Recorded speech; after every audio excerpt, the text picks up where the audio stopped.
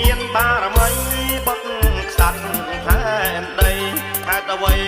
មកត្រង់វេទនាធ្វើបាបទាំងខ្លួ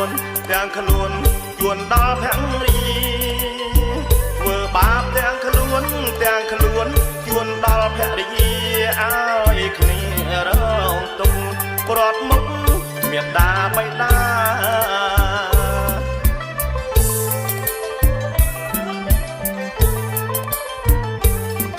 មកពិតព្រះមរិនអង្គអង្កោស័យកំពូលភពត្រៃម្ចាំងថ្លៃសូមក្តីករណាទ្រង់ព្រះបន្ទូលឲ្យចូលខ្លឹមសារទ្រង់ព្រះបន្ទូលឲ្យចូលខ្លឹមសារហេតុភេទម្ដេចម្ដាអើយករណាពិសេស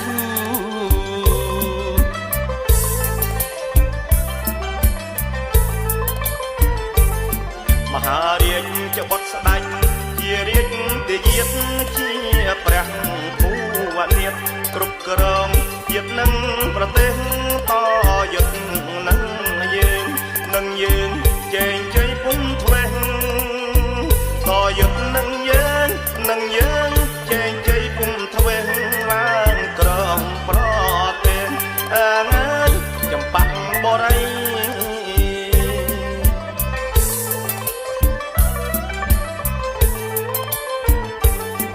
ក្រាបទូលអំណរព្រះគុណម្ចាស់ខំត្រូវមិនដឹងខ្លាំងសូមព្រះដំរាំងប្រណីលាហើយធិនលវងគង់ជួងស្អែកថ្មីលាហើយធិនលវងគង់ជួបស្អែកថ្មីតយុទ្ធយកជ័យដើម្បីឲ្យរាជសម្បត្តិ